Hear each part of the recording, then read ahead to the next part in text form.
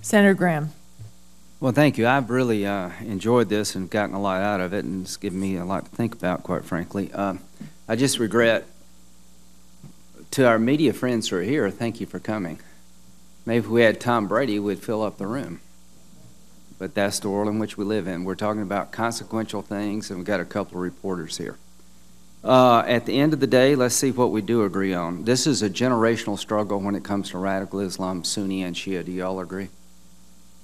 Somebody will be dealing with this long after most of us are gone. But over time, we win, they lose, right?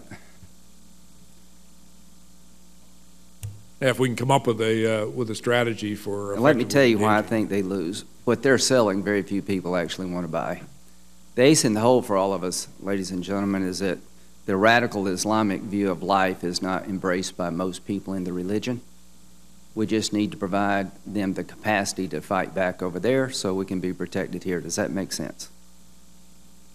Now, how do you do that? Sequestration, do you all agree that it should be, if not repealed, replaced?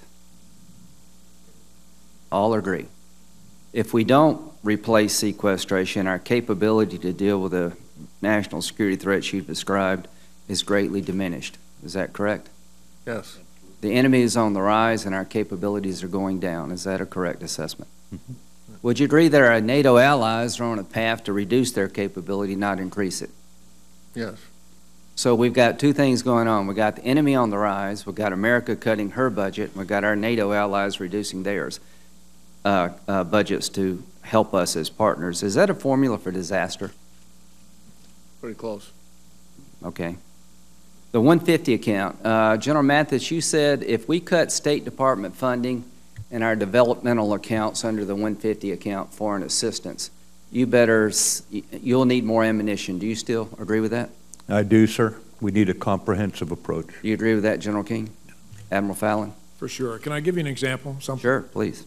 Back when I was at CENTCOM, one of my frustrations was an inability to delegate enough time to engage in Central Asia. And what I saw back in those times here about a half dozen years ago was that we had people who were looking for something other than what they had, the Soviet Union. They were concerned about being in a squeeze between resurgent Russia and China, and we were kind of a lifeline. And we had almost no engagement because we didn't have the resources, the interest, the time to devote to things like telling people what things are really like in America. You know, we used to have these yes, sir. Kind of storefront shops that use diplomatic engagement. That's all disappeared. I couldn't agree with you more, but Africa, we have a very light military footprint in Africa. Is that correct? Very much so. It is a continent very much up in the air in terms of how it will turn out in the 21st century. I just want the members of the committee to know that I'm the chairman of the Foreign Operations Account. And if you think sequestration is bad for the military, you ought to see what it does to our capability to engage the world peacefully. It absolutely destroys it, which is insane. We've on the verge of eradicating malaria. We're making great progress in AIDS and malaria and polio, and all this stuff really does matter in my view. Iraq, General Mattis, how many Marines did we have in the second Battle of Fallujah to retake Fallujah? Do you remember? In the second battle, sir, it probably would have been somewhere around, including the supporting elements, firing and support, that sort of thing, probably around 10,000. So we had Army personnel too assisting there, is that correct? Absolutely, they were significant. So Army Fallujah forces. is 1/10 the size of Mosul, is that right, General King? Fallujah is about 1/10. How in the world do we go into Mosul? If the past is any indication of the future, if we had 10,000 Marines, and I think it was about 9,000 actually, engaged in helping the Iraqi security forces liberate Fallujah from al-Qaeda in Iraq, who I think is weaker than ISIL, how in the world do we do this in Mosul without a larger American component? Can you envision that being successful without more American help, General Keane? I don't know for sure. I mean, as I said in my remarks, we are advising, training, and assisting an indigenous force. We made a policy decision not to commit ground combat force to do that. I basically agree with that decision. I'm not saying that we need, you said we need brigades in the ready in Kuwait. I believe You said, excuse me, if you said we needed people on the front lines embedded in Iraqi units. Is that correct? absolutely. What number does that come out to in your mind? Well, I think we get very close to a number in training assist and advising, something close to 10,000. Okay. And not the few hundred that we're currently doing. I'm talking about frontline advisors with companies and battalions. I got you, and I got 30 seconds left. So we got 3,000 on the ground today. We need 10,000 in your view. I think that's correct. If we lose in Mosul, if we take ISIL on and lose, that's a bad day for all of us. Do you agree?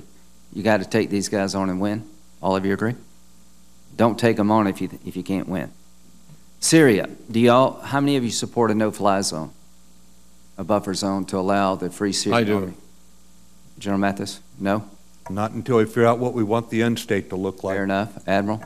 No, I've been a part of a 10-year effort in Iraq that ended up being basically wasted. Okay, let me just ask this simple question.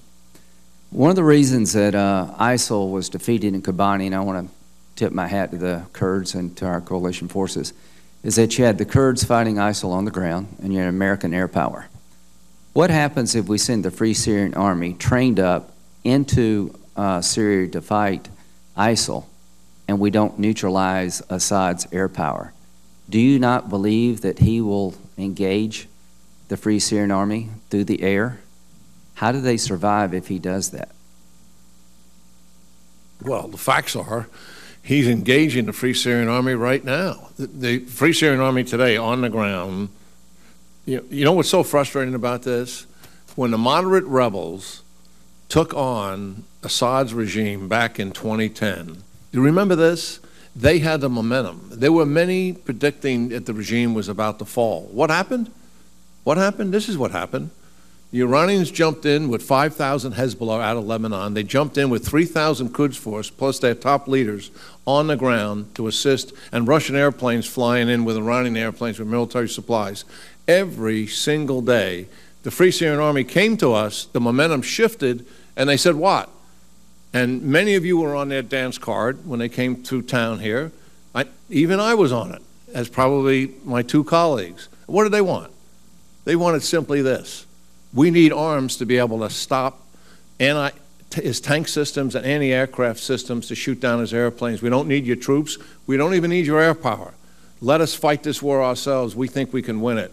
And we said no. We have never recovered from that decision.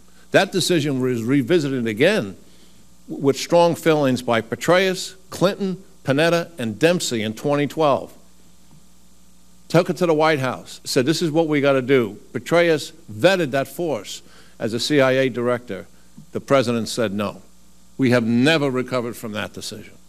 I think we may have missed the opportunity to work with the Free Syrian Army. They've been ground down between al-Nusra and ISIS on one side, Assad on the other.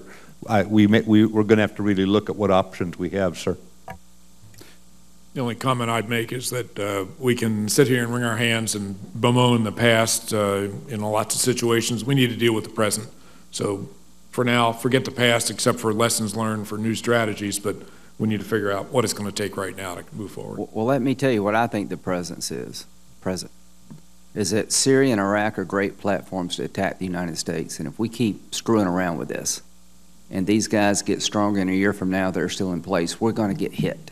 It's time to put these guys on the run with a regional force that we complement. Because let me tell you about the end game, General Mattis. The end game is America's going to get attacked if we don't deal with the threat in Iraq and Syria. Do you agree with that? 100%, sir. Thank you.